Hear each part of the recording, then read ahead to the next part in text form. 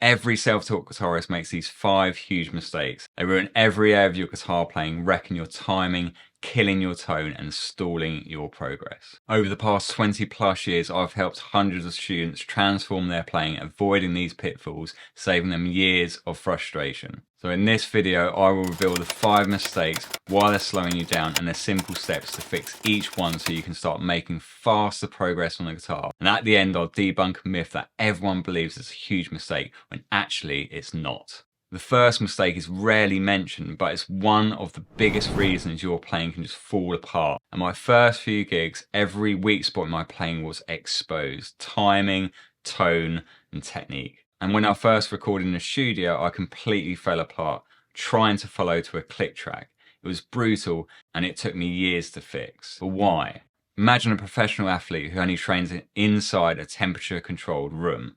The moment they step into a real pitch, and the noise and the pressure and the chaos, everything falls apart. Different environments reveal different flaws. You've got to mix it up. Practice standing and sitting, loud and quiet, with and without the amp, alone, in front of others. Play with a clean tone, a dirty tone, with a click track, without one. The more you vary how you practice, the more bulletproof your playing becomes. And just so you know, if you're short on time and not seeing the progress you want, it's probably because you're not making the most of your practice time. I've helped hundreds of students turn that around, and you can do the same by checking out the link in the description below. But you might be asking, what actually causes those messy sounding notes? Well, I have a simple fix. I want you to think of one of my favourite 90s bands, Pulp. Let's start with P, positioning. Think of your picking hand like a boxer's glove. Drop your guard and you're wide open for punches. It's the same on guitar. Many self-taught guitarists start with their arm at 90 degrees, leaving their guard down. Instead, try this. Rest your picking hand lightly on the strings. Raise your elbows slightly, letting your arm slope comfortably at 45 degrees. Keep your wrist and palm aligned with the bridge saddles. This will give you a perfect position for what I'll explain about in a minute. But sorting your picking hand is only 50% of position. We also need to look at your fretting hand. So for your fretting hand, to place your fingers close to the fret toward the body, not the headstock. This will make every note as clear as possible.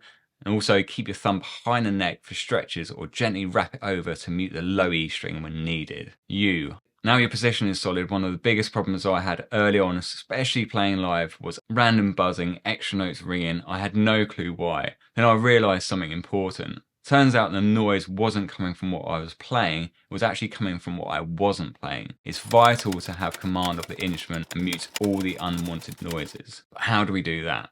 For the fretting hand muting, use fingers to lightly touch thicker strings and let the base of your index finger gently rest against the thinner strings. For your picking hand, let's recap. Remember the 45-degree angle? From here, palm rests lightly on the lower strings when playing the higher. Then the hand moves up and down to play all strings, but important to keep close to the saddles. This will allow you to palm mute whenever you need to, and also keep control of the lower strings when you're playing the higher ones.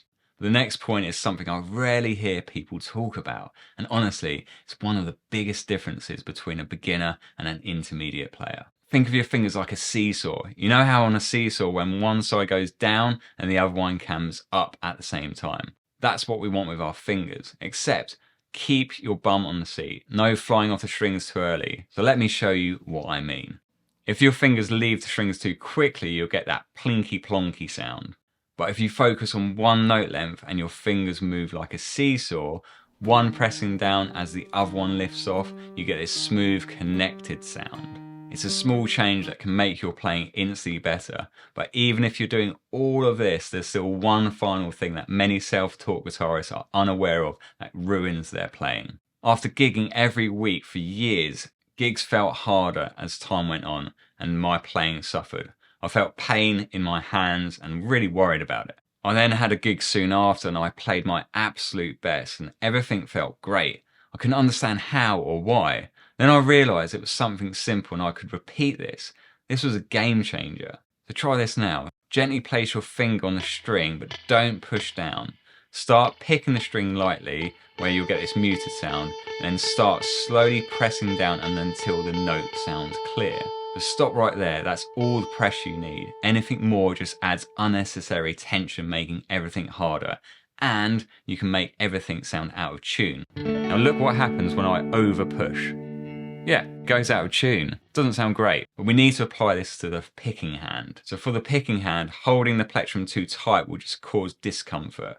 You're not trying to crush it, just enough to grip and keep it in place and stay in control. With better positioning, unwanted noise, length and pressure, you will sound more confident, feel more relaxed, and honestly, playing guitar becomes way more fun. But all of this means nothing if you don't fix the next mistake. You could have perfect technique, but if you miss the one thing that makes up 90% of your playing, you're still going to sound like a beginner. I've had loads of self-taught students turn up to lesson 1 showing off flashy solos, fast licks and cool tricks. Then I ask them to play a simple chord progression in time with a metronome on drum beat, and they can't. Why? Because they're building a dream house on sand. Without a rock solid foundation with timing, groove and tone, the whole thing will just crumble away. So how do you fix this? Well, I use something called a rhythm triangle. These are 3 elements working together to build a bulletproof timing. Start with a metronome or drum loop,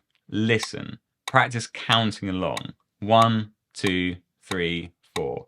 Then count these subdivisions, 1 and 2 and 3 and 4 and. Then you need to bring in your body. Start tapping your foot as you play on the downbeat. 1, 2, 3, 4.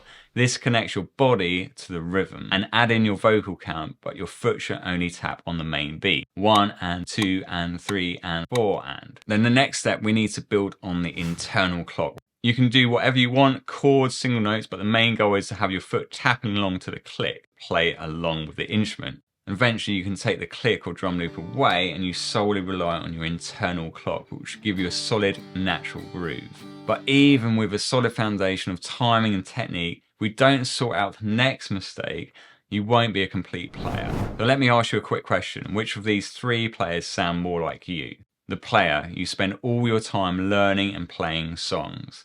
The nerd, you study scales, modes and theory, but when it's time to actually jam or play music, it just doesn't quite click.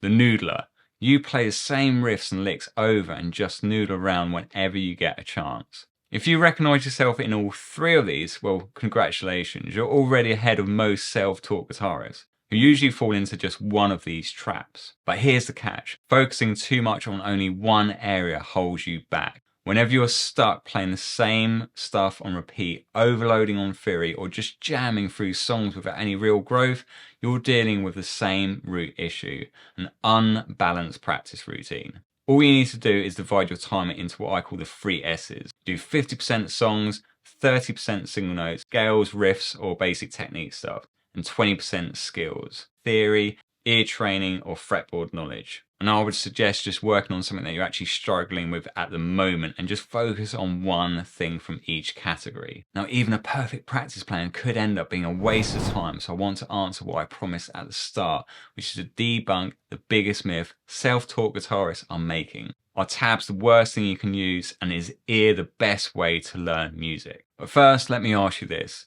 If I said, here is a guitar, play us something, do you say, my music is at home, hang on, I can look at the tabs online? Or you just pick up and just play something from memory? From my 20+ years teaching experience, most self-taught guitarists don't internalize music. They rely on tabs and sheet music. So does this mean tabs are bad and learning by ear is the only way?